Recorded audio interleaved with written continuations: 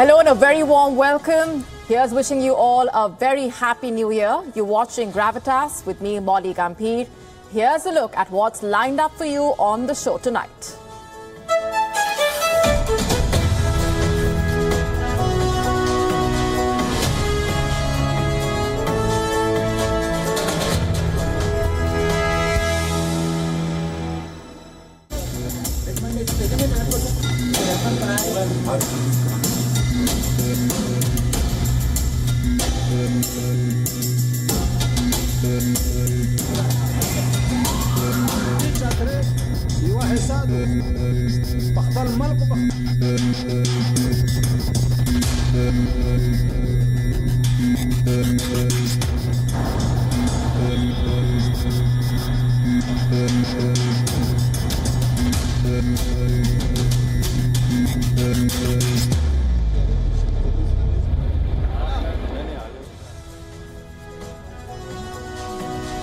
It is a new year, a fresh beginning. While we enter the new year, the old issues remain. Tonight on Gravitas, we start off the year by focusing on one region that has been making headlines through the last 1 year and continues to do so. A region that comes with possibilities, opportunities, and its own set of challenges. We are starting off with the latest from Pakistan. Is Pakistan on the brink of separation? I ask that question because it has now got a parallel government. Pakistan is paying the price for creating a monster. The Tehreek-e-Taliban Pakistan has announced a parallel government in Pakistan, its own cabinet with ministries. Will Pakistan split again? Will it witness a rerun of 1971? And also on the show for you tonight from this region, Chinese military admitting lack of high-tech expertise. It is a rare admission, but a significant one that comes with far-reaching implications. We tell you what's brewing. Who will tame the Taliban as the terror group issues diktats while flouting rules itself? Who will hold them accountable? What about the countries that vouched for the Taliban? Why are they watching in complete silence? Is 2023 the year of recession, and what does it mean for South Asia? A fresh warning from the IMF has raised concerns.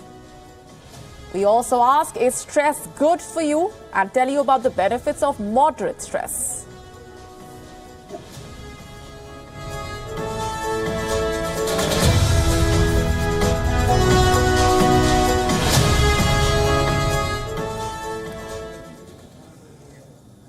Tonight, I want to start the show by taking you back to 1971. The year Pakistan became half its size. That was when Bengali East Pakistan won independence after a historic war of liberation. Will Pakistan split again? This is a question the world is asking today. Because Islamabad has lost control over large parts of territory in the western frontier regions of the country to the Pakistani Tehreek-e-Taliban, or the TTP.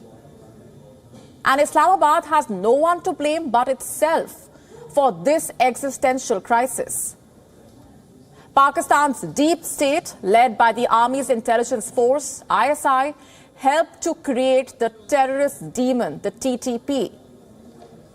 It grew alongside the Afghan Taliban in the 2 decades between 2001 and 2021.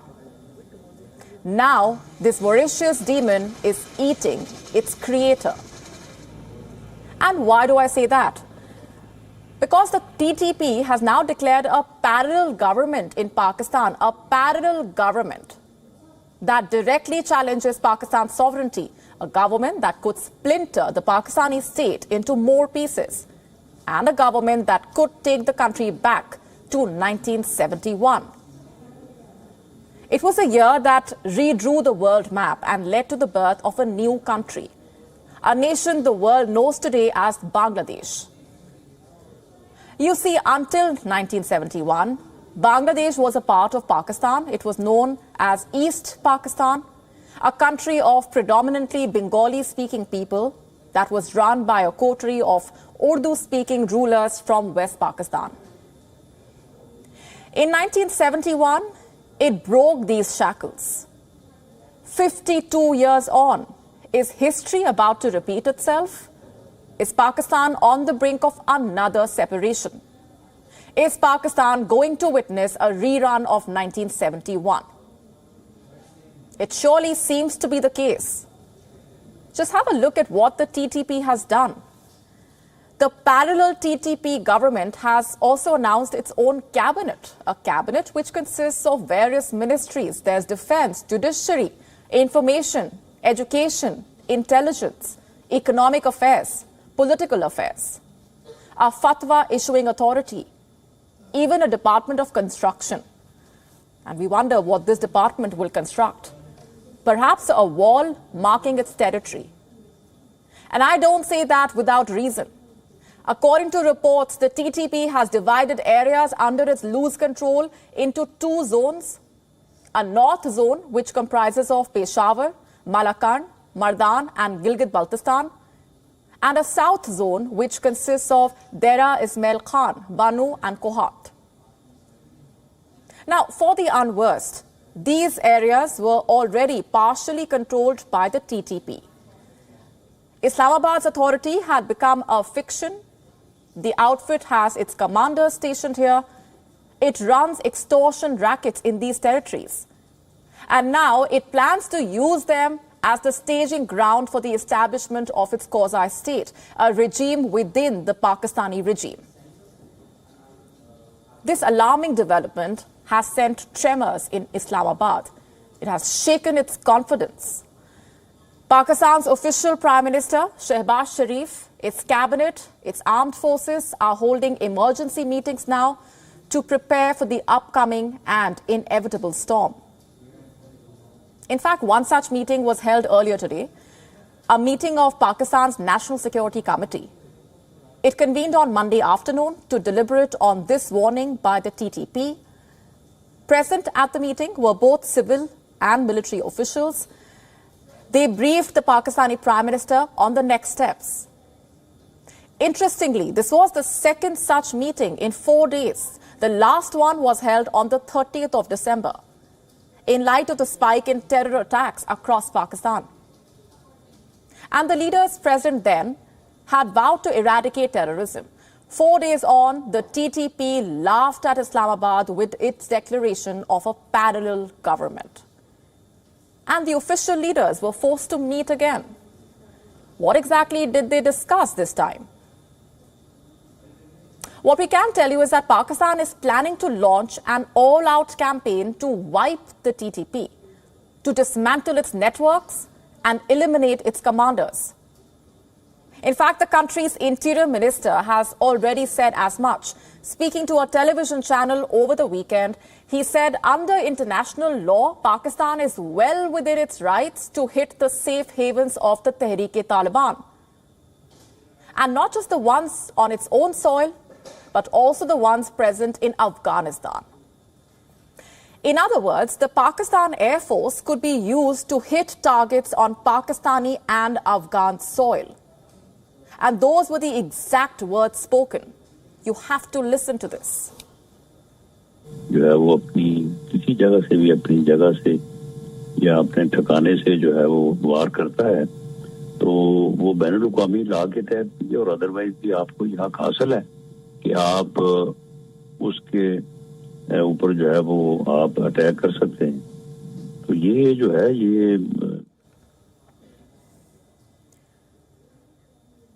I'm quoting one portion. We will ask Afghanistan to destroy their bases. But can Pakistan really do that?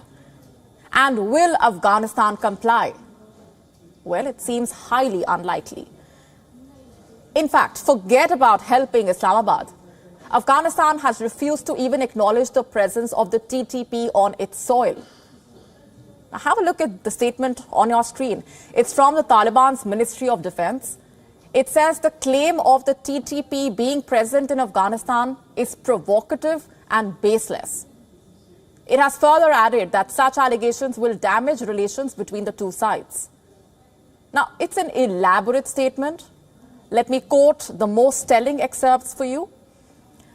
The Ministry of National Defence considers the recent statements of the Minister of Interior of Pakistan regarding the presence of the TTP in Afghanistan and a possible attack on them inside Afghanistan as provocative and baseless. Such claims by Pakistani authorities, despite the existence of evidence that the TTP centers are inside Pakistan, damage the good relations between the two neighboring and brotherly countries. Our request is that any concerns or problems should be resolved through understanding.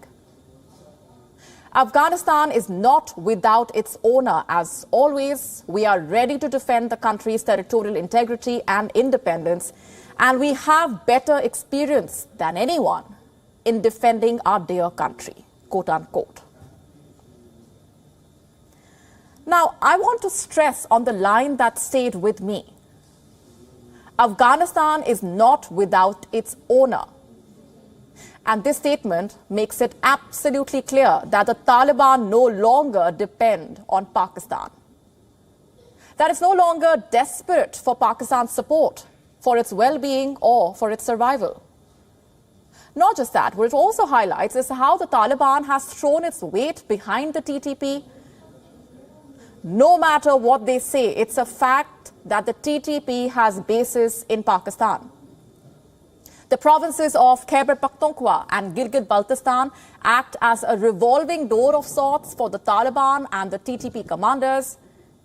And what we are learning should wake up not only this region, but the entire world. Under Taliban regime, we could see an expanded Afghan-Pak Taliban space with military capability that threatens regional stability and become a huge base for terrorist attacks. And never forget, this was the base for the 9/11 attacks on America and the repeated incursions into India. In fact, just last year, the TTP chief had declared his outfit a part of the Islamic Emirate of Afghanistan. And this settled all doubts on the TTP being a separate organization. Watch this now. تحریک طالبان پاکستان داد امارت اسلامی یو شاخته دیگی چتره یو حسادو. And what does that tell you? That the TTP has the blessings of the Afghan Taliban. That its coming war against the Pakistani state will not be fought alone. What an interesting turn of events this is. You see, for decades, from the time the Taliban was spawned by Pakistan in the mid-1990s, Pakistan used the Taliban to expand its influence in Afghanistan. Its ISI strategists proudly call Taliban Afghanistan as Pakistan's 6th province. And just look at how the tables have turned. It is the Taliban which is now orchestrating events in Pakistan, using its offshoot outfits to bring Islamabad down to its knees.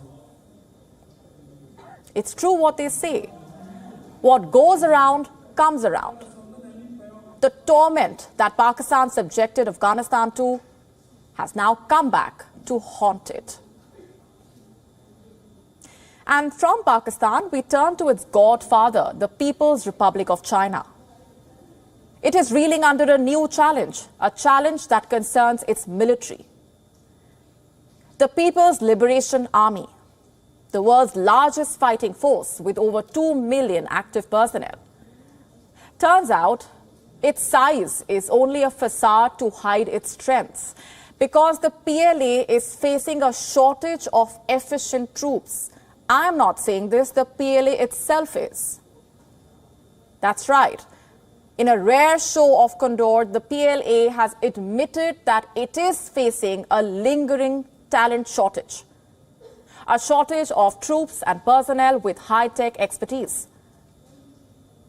The report emerged in the South China Morning Post. It was based on an assessment by the PLA Daily, that's the propaganda mouthpiece of the Chinese army. And here are the revelations made in the assessment. To start with, it says that top commanders within the PLA are yet to complete a basic training test. And this includes the vice captain of a Chinese warship. His name is Wong Yubing, and he is one of the several naval soldiers whose training is still not over, yet he has been made the vice captain. Revelation number 2, there is a shortage of adequately skilled personnel to operate newly enlisted ships and high-tech hardware. A situation the report has framed as, quote-unquote, equipment awaiting talent. It says that in recent years, a number of old ships have been retired and a host of new ships have been commissioned. But there are very few people who know how to operate them. And this has made the problem of equipment awaiting talent increasingly severe. On to revelation number 3. There is a training resources imbalance within the PLA. It is unable to organize training of some key commanders and some key soldiers systematically. Due to this, final training assessments are running much behind schedule. And this is embarrassing to say the least. One of the world's largest fighting forces, which likes to call itself superior to everybody else, which does not hesitate in threatening its neighbors, does not have the troops with the required skill sets or experience. And this only punctures China's arguments about the might of the PLA. But the question is, what explains this? Why is the PLA in such an abysmal condition? Why is it facing a shortage of good talent? Well, there are a host of reasons. The first one is conscription. You see, military service is mandatory for all Chinese citizens. The practice of conscription is held high even in the Chinese constitution.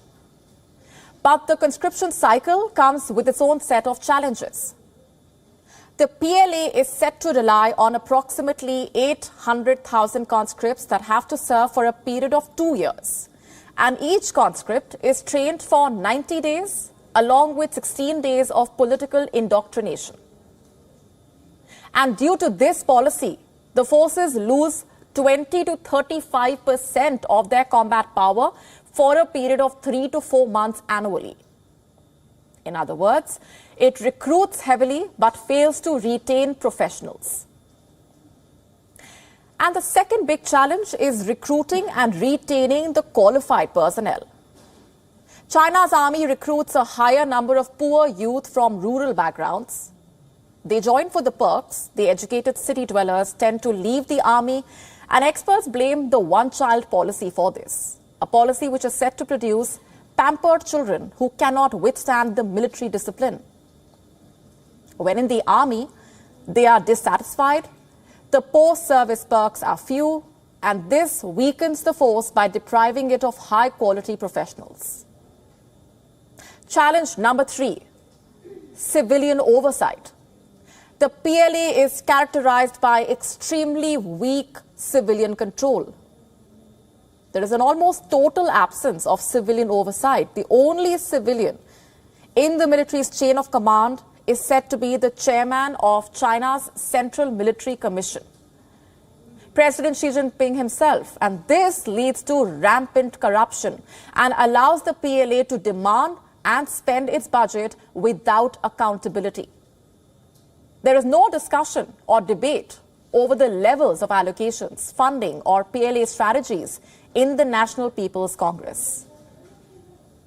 And challenge number 4 being insufficient training. Beijing's propaganda videos of the PLA don't quite tell you the real story. They gloss over the fact that China's soldiers undergo insufficient training in conditions that are not challenging enough. In fact, military exercises are not seen as a chance to identify problems. The aim is to always succeed. And this reduces the military training into opportunities to impress the superiors. These headlines tell you the story. The military's orienteering team was disqualified for cheating at the Military World Games held in China last year. And in 2015, Chinese troops, as part of a UN peacekeeping force in Sudan, are said to have fled the battlefield rather than engage in combat. So it comes as no surprise that the PLA is facing a shortage of talent. Why would it not? When it is burdened with such organizational problems and riddled with such inefficiencies. It is neither perfect nor invincible and definitely cannot be capable enough of taking on the Indian army. And staying on with the region, from China, we turn to Nepal, another key ally of Beijing. It recently inaugurated an airport built by the Chinese, an airport part of the Nepal-China Belt and Road Initiative. How should we view this development? Is Nepal slipping further into China's embrace? Our next report telling you.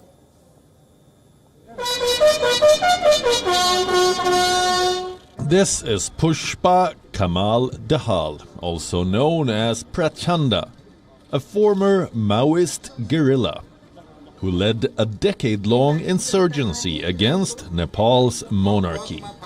Last month, he was sworn in as Nepal's prime minister for a third time. A development which many said would make Nepal tilt further towards China. This prediction wasn't completely off the mark. Look at this headline.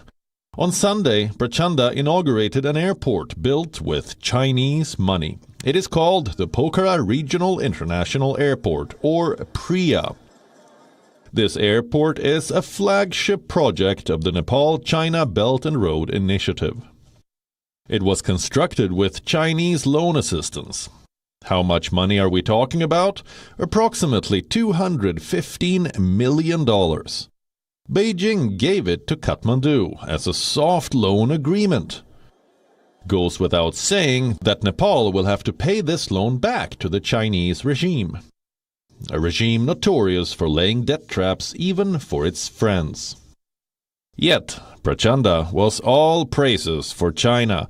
Reports say he has even requested China to facilitate the opening of border crossings in order to assist the construction of railway services.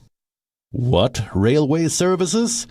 We don't know that yet, but what we can tell you is that the Chinese surveyors have reached Nepal to work on a railway project linking Tibet to Kathmandu. Yes, China is building a 170-kilometer trans-Himalayan Tibet-Nepal railway line. This project, too, is part of the BRI. It is aimed at making travel in the complex terrain of the Himalayas much simpler. Hours after Communist parties of Nepal came together to form a new government, a group of Chinese experts arrived in Kathmandu to carry out a feasibility study for the construction of the world's highest railway line to connect Nepal and China. The Chinese authorities plan to invest almost $26 million in the study. Although the financial modality of the project is yet to be finalized, the estimate cost of the railway is $2.5 billion. This development is concerning, especially for India. It already has one neighbor in China's embrace. Now, with the return of Prachanda to power in Nepal, a known pro-China leader whose first move was to inaugurate a Chinese-funded airport doesn't instill much confidence about which side Nepal is going to tilt in the days ahead. Bureau Report, WION, Wireless One. On to Afghanistan now. The Taliban absolutely love to make rules for the people of Afghanistan. But what about following them on their own? Taliban official Abdul Latif Manzoor traveled to Uzbekistan despite UN sanctions. He says his objective was to discuss the import of electricity with the Uzbek officials. But does that give him the right to go against the United Nations? And what is the UN going to do about this? First, let me give you some background here. The United Nations Security Council passed a resolution. In fact, as many as 135 Taliban leaders and organizations affiliated with the group are subject to sanctions. And these sanctions also included travel bans, meaning Taliban officials legally do not have the freedom to travel to these countries. However, the UN lifted the travel restrictions on 13 Taliban leaders under special conditions. The bans were essentially lifted so that the officials could participate in peace talks with the US in Doha. The UN Security Council regularly renewed the exemptions for the peace talks. But this did not last for long as the Taliban failed to uphold its end of the bargain. The West challenged the exemptions in August last year. Taliban did not respect human rights of all Afghans. It failed to form an inclusive government or fight terrorism as it promised. And after America's withdrawal from Afghanistan and the Taliban's return to power, Afghan women have been suffering. The Taliban stopped girls' education. It removed women from workplaces. Afghan women are also subjected to restrictions on their movements. And seeing the situation, the United Nations reimposed the travel bans on Taliban leaders. But they don't seem to be respecting the sanctions, and that's the problem here. The Taliban Energy and Water Minister Abdul Latif Manzoor still traveled to Uzbekistan, and Tashkent allowed it. It's true that the countries have open borders, but does that justify going against the UN regulations? Taliban has been already exercising unchecked powers. It is putting impositions on women, violating their rights, their basic rights. And what is the US doing about this? Where are the American diplomats or the UN officials for that matter? Former US envoy Zalmay Khalilzad was America's special ambassador for Afghan reconciliation with the Taliban, remember? Where is he now? Why isn't he saying anything as the Taliban leaders conveniently violate the peace agreement? While the West opposed the travel exemptions on the Taliban, two superpowers, Russia and China, were advocating for them. Chinese officials, in fact, argued against linking human rights violations to travel bans. They deemed it counterproductive. Meanwhile, Pakistan has also supported Islamic groups like the Taliban. It labels this interference as strategic depth. The country has historically followed this policy towards Afghanistan. Now, what does it mean for India? Let me tell you, Pakistan attempts to control Afghanistan as a political pawn and a strategic hedge against India. And India slammed China and Pakistan at the UN Security Council recently. It called out the countries for justifying terrorism and protecting the terrorists in multilateral platforms. Pakistan is not a member of the Security Council, but it can attend the meeting as it is an open debate. Pakistan denies all claims. In turn, it accuses India of funding terrorism. Both China and Pakistan are force for India, and both of them have been supporting terrorist organizations. China has been shielding terrorists based in Pakistan. It has saved them from being designated by the UN Security Council as individuals linked to the Al-Qaeda and the Taliban. And why exactly is China doing so? To shield the terrorists from UN sanctions, which include assets freeze, travel ban, and arms embargo. Now, is this bad news for India? It most probably is. India is Pakistan and China's common enemy. Both the countries don't miss opportunities to assert territorial authority at the borders. Pakistan has orchestrated multiple terror attacks. Keeping that in mind, Pakistan and China's support for the Taliban does ring alarm bells. And if the West or the UN members will be quiet on Taliban's impositions, it is a matter of concern, to say the least.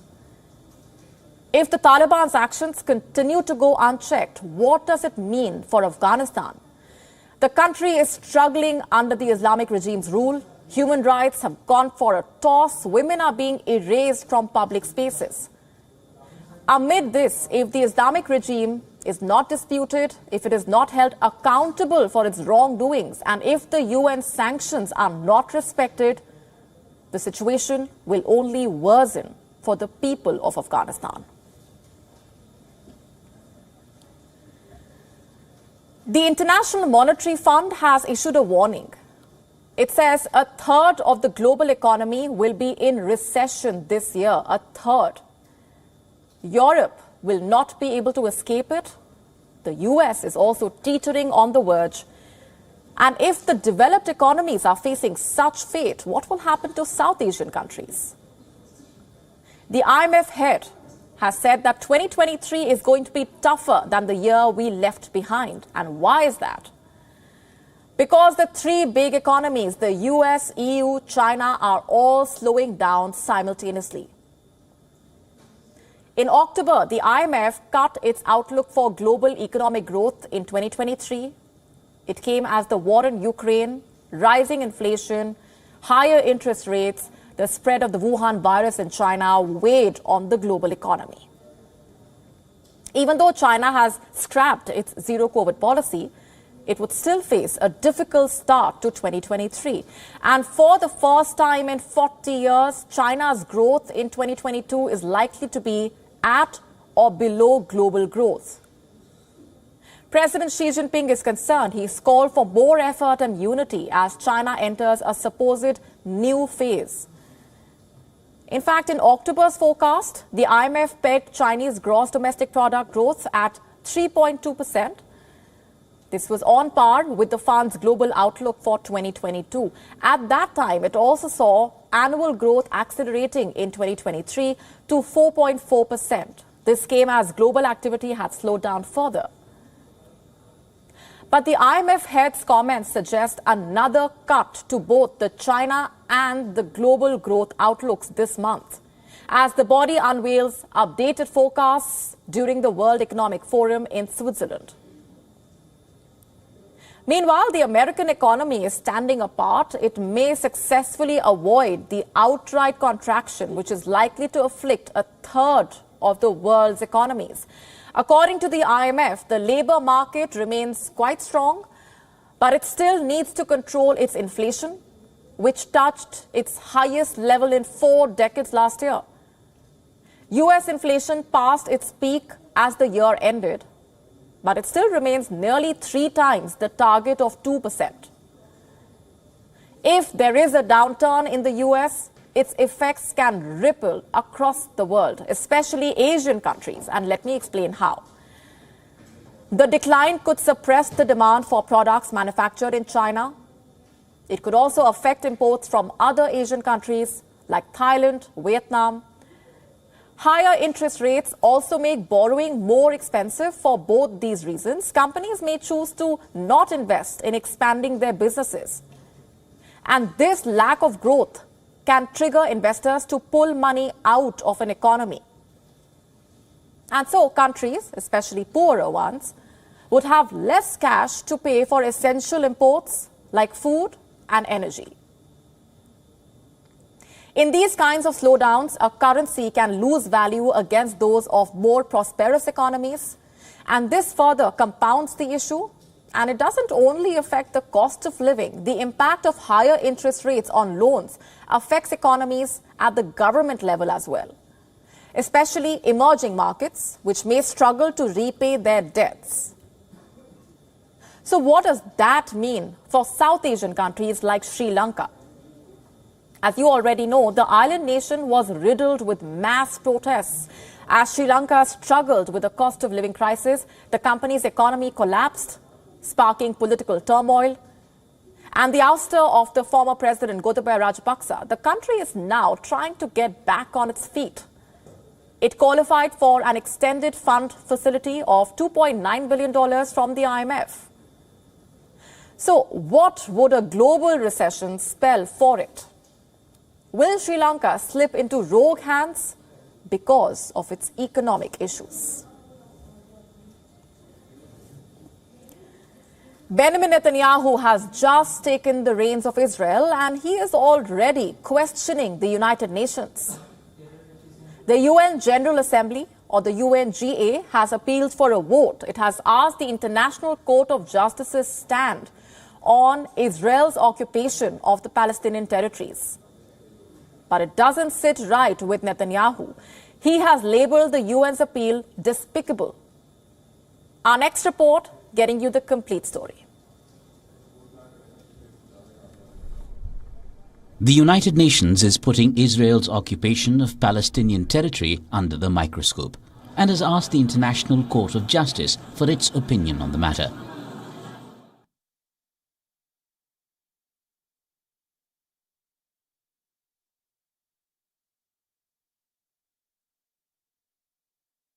The UNG held a vote to seek the court's opinion. 87 countries voted in favor, 26 others including the US and Israel were against it, while 53 members abstained altogether. But this didn't bode well with Israel's hard-right government. This is what Prime Minister Netanyahu said in a video message. The Jewish people are not occupiers on their own land, nor occupiers in our eternal capital Jerusalem, and no UN resolution can warp that historical truth. He also called the UN's request for a vote despicable. Israel's former Prime Minister Yair Lapid also opposed the vote. He urged the world leaders to do the same. The International Court of Justice is also known as the World Court. It is the top UN court which deals with territorial disputes. But the ICJ has no power to enforce the rulings. Israel captured the areas the Palestinians wanted for a state in 1967. Israel expelled 300,000 Palestinians from their homes. It also captured the Syrian Golan Heights in the north and the Egyptian Sinai Peninsula in the south. In 1978, Egypt and Israel signed a peace treaty. Israel withdrew from Egyptian territory. The occupied Palestinian territories have been under Israeli military control since 1967. This makes it the longest occupation in modern history. The territories included the West Bank, Gaza and East Jerusalem. However, Israel withdrew from Gaza in 2005, but it still controls the enclave's borders along with neighbor Egypt. Israel has carried out an offensive on Syria. Syrian military reported that Israel fired missiles on Damascus International Airport, putting it out of service. Since civil war broke out in Syria in 2011, Israel has carried out hundreds of strikes in government-controlled parts of Syria. But it rarely acknowledges or discusses the operations. The country has briefly described that it carries out attacks on Iran-backed forces that, according to it, were deployed in Syria more than a decade ago. And it's not just Israel, Palestine or Syria. A conflagration seems to be engulfing the majority of West Asia. From Taliban's rule in Afghanistan to the Hezbollah in Lebanon, the countries are reeling with unrest. In the last decade, tensions between Hezbollah and Sunni groups have increased, as has the political gridlock. Lebanon is enduring a severe and prolonged economic depression. Hezbollah's armed component has been involved in the Syrian civil war, which has only worsened tensions along the disputed Israel-Lebanon border. Iran is also grappling with anti-regime protests, and its brutal crackdown on demonstrators has only made matters worse. So what will happen to the region? Is it on the verge of collapse? Is it facing more civil wars and unrest?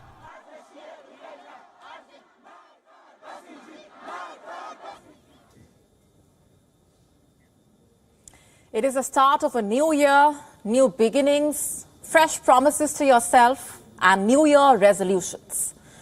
Pledges to exercise more, eat healthy. You could want to change your existing habits, modify them, even adopt new ones. As people walk into this new year with a renewed zeal to follow a healthier lifestyle, there are pledges that they are making. And there are some that are specifically making these pledges for the first month of the year. You know, starting the year on the right note. Have you heard of the term dry January? Basically, it involves people staying away from alcohol for the month of January, giving up alcohol for all 31 days of the month. It is a New Year's ritual that some like to follow. In fact, it has been increasingly followed. over the years. According to the CGA, which provides data on the food and drink industries, around 35% of legal-aged adults in the US participated in Dry January in 2022, and that's a rise from the 21% in 2019. Now, there are different reasons why people follow this ritual. There is the obvious reason of wanting to adopt a healthier lifestyle without alcohol, or it could just be out of curiosity. In fact, during the pandemic, alcohol consumption increased. So while there is a question mark over whether the pandemic will end in 2023, some people want to end their alcohol consumption, let go of that habit, or bring it down. But that's the thing about promises. It can become hard to stick to them. Same with New Year resolutions. They could be hard to stick to. Some prove to be overly ambitious, or one might want to tweak the rules a little bit. Enter damp January. It is the old concept of dry January with a twist. Essentially a milder version of that. The idea is the same, to bring changes to your relationship with alcohol. You limit your use of alcohol, set some boundaries, make some rules, become more aware of your alcohol consumption. You don't stay away from alcohol entirely. You just limit the intake by bringing down the number of glasses you're consuming, or you could choose drinks with lower alcohol content. Now, we know that excessive drinking has long-term health consequences.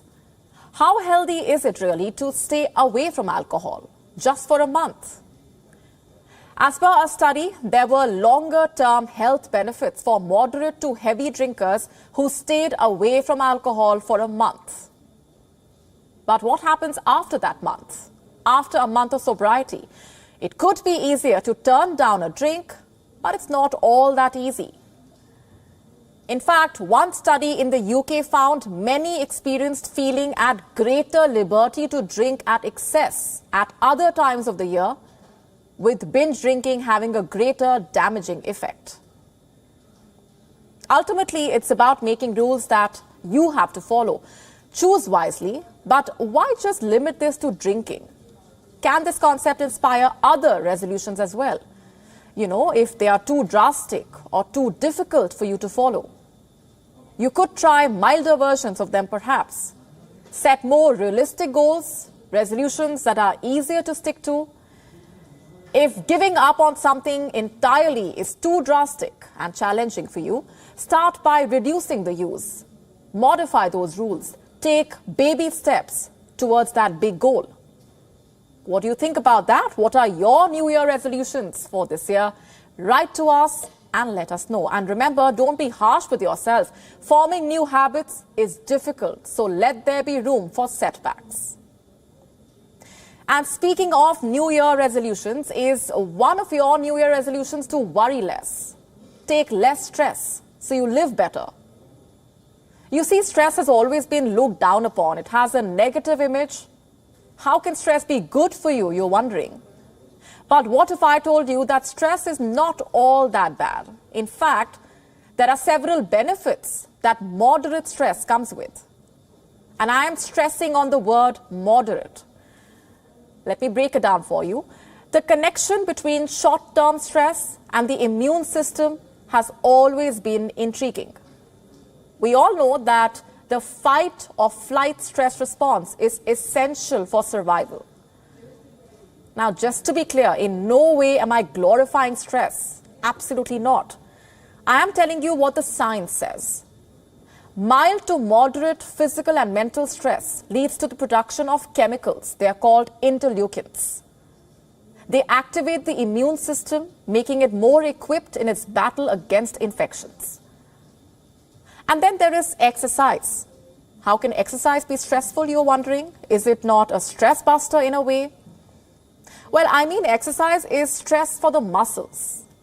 And it doesn't just stress out the muscles. It's good for your nervous system as well, while cognitive challenges can be viewed as stress for the mind. There are ample benefits of engaging in physical activities, regular exercise, brisk walking, running, swimming. And going back to the benefits of stress, it improves cognitive functions. Moderate stress improves memory, attention span.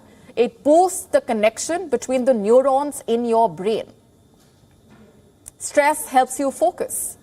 Basically, that feeling you get when you are worked up, when you're stressed, makes you feel that surge of energy. Moderate stress is good for your mental health. But again, a word of caution. As they say, excess of anything is bad. So too much stress is not good either. There is little but significant chronic stress has been linked to heart disease, obesity, diabetes, Alzheimer's. So it is a fine but very important line between too little or too much stress. A line that must not be ignored. So as you waltz into this new year, make sure you don't forget this. The same amount of stress may work for one person and be too much for another. On that note, time now to get you a quick look at what else made news around the world. Time for Gravitas Global Headlines.